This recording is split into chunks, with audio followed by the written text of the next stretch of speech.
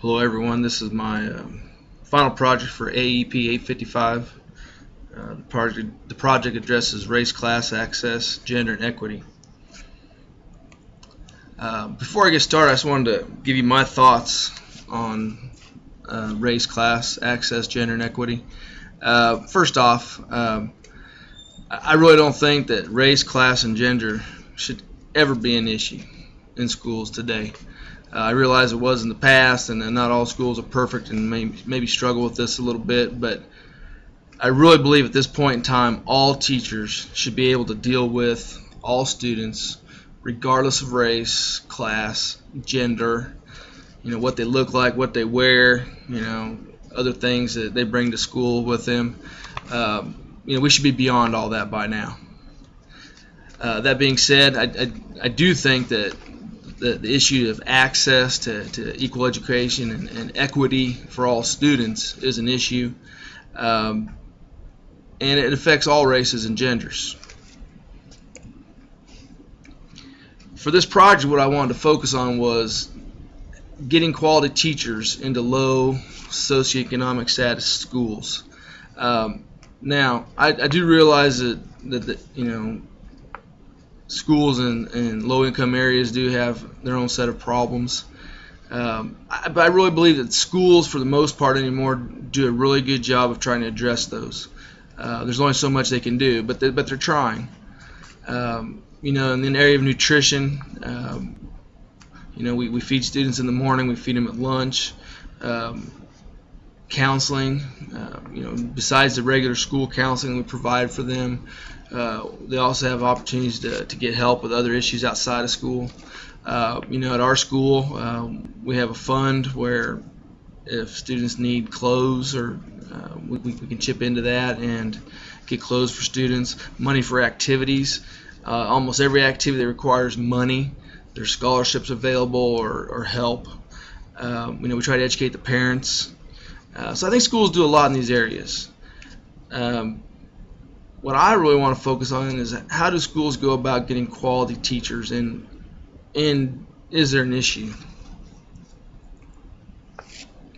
I looked at two articles. The first article was kind of not real long, but it's from the Houston Chronicle. The other article was quite long, and I'll talk about that later. The first one I looked at was low-income kids not getting the best teachers. It's from the Houston Chronicle. It's about 7 years old.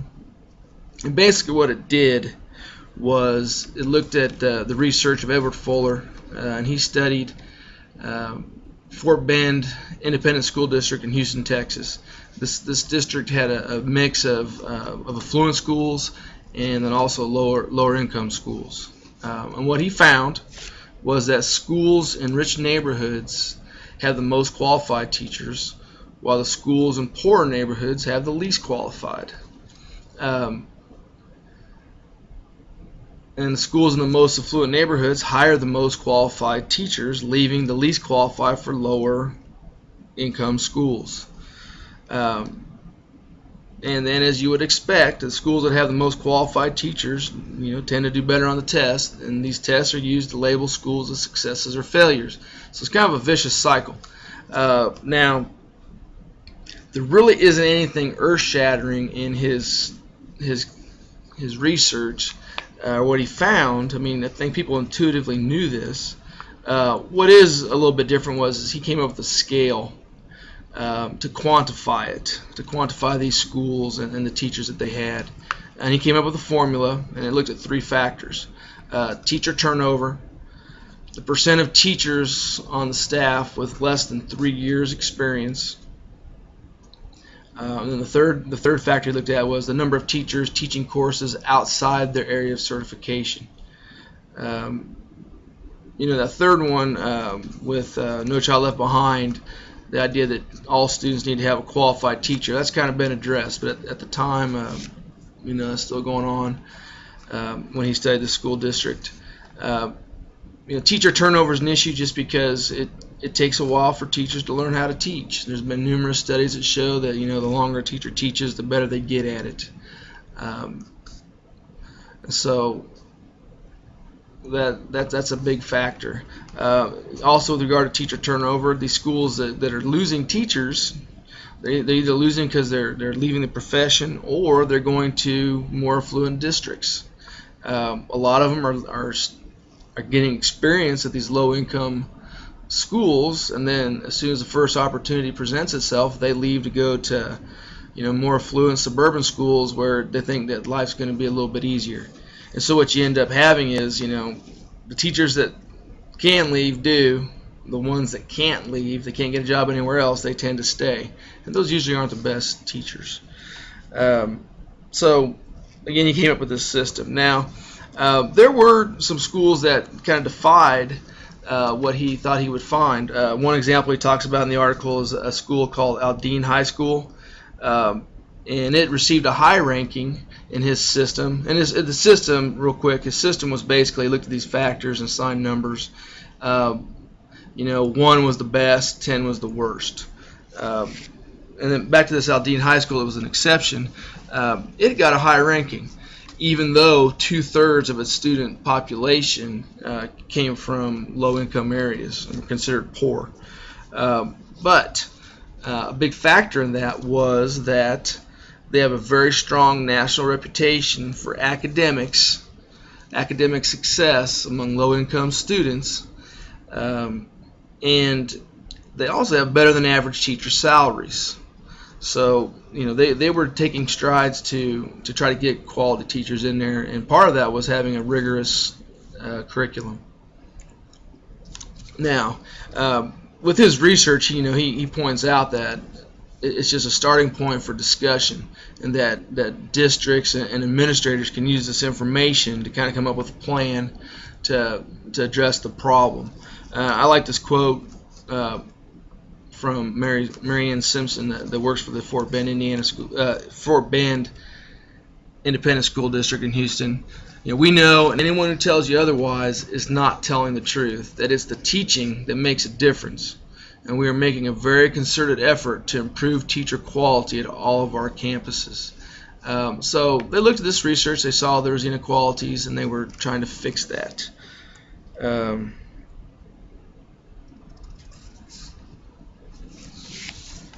Now, the example I mentioned of Aldine High School, one of the things they were doing was better than average teacher salaries.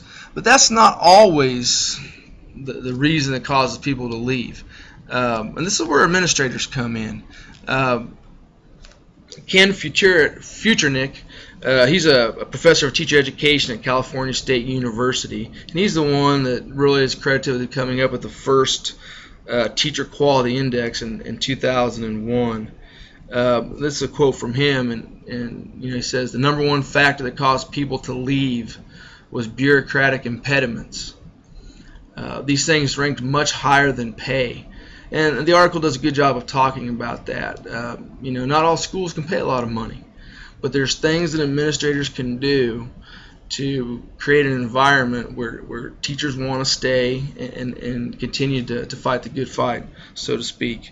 He goes on to say in the article that teachers don't mind working with poor children as long as, one, their bosses encourage a team atmosphere, that their administrators enforce student discipline, and that they don't overburden teachers with unnecessary paperwork.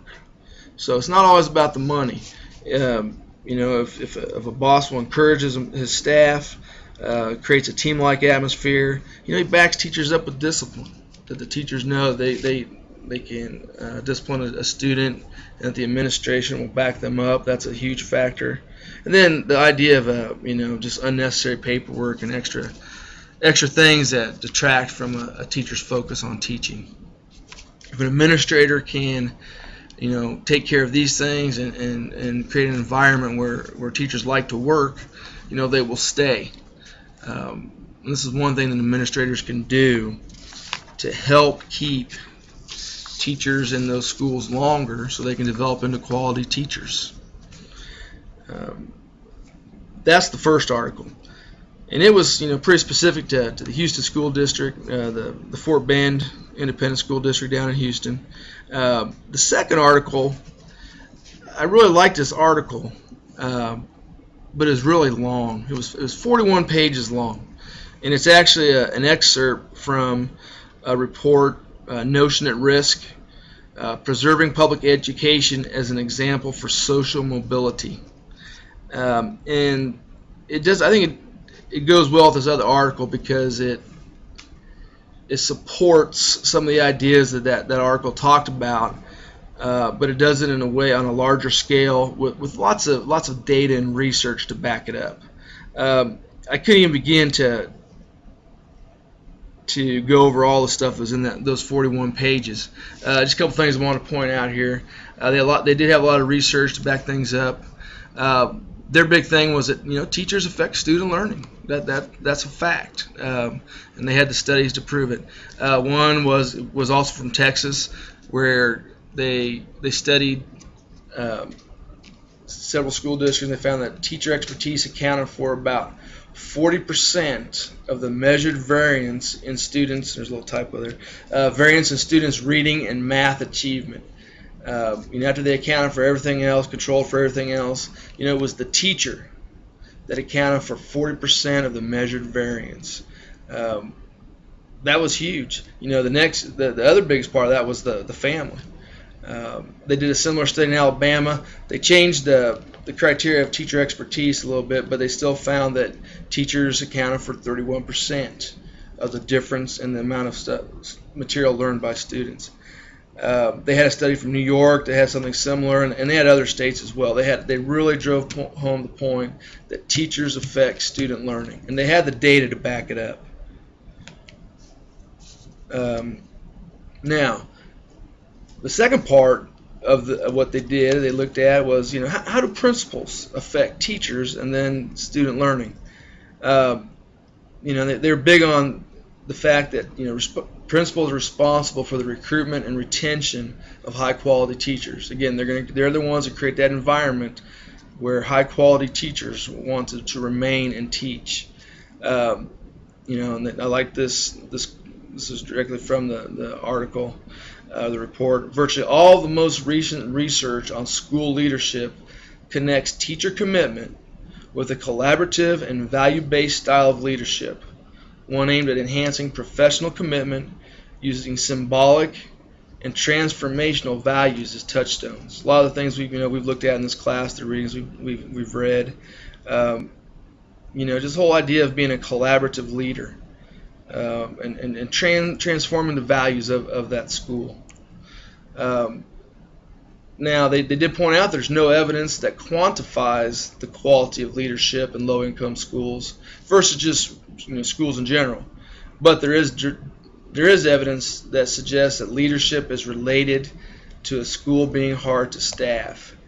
That if a school has a reputation of an administration that's difficult to work with, teachers are not going to want to go to that school.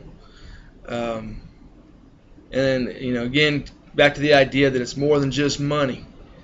Among teachers that have options of leaving, the local administrator is more important than student wealth or poverty. They're not leaving because the students don't have money. They're leaving because the administrators are creating environments that are difficult to work in, or they don't enjoy working. And it goes along with that schools with poor leadership have difficulty recruiting and retaining quality teachers. Now, just to summarize things here, a lot of information. Probably left a lot of things out. Teaching is an art and it's a science at the same time. It's very, very complicated. But I just want to include this slide here that kind of sums it up for me. The whole idea that quality principals are going to get quality teachers into their building, and that's going to produce successful students. Now, I know I leave a lot of stuff out here, the community, the outside influences, the parents, the district, and I realize those things affect students. But if a principal can protect their teachers or help their teachers deal with these things, the teachers can focus on the students. And so that's kind of what I approach is from. Principals need to create an environment that protects their teachers, so they get quality teachers into these tough environments where students deserve to be successful despite their low income.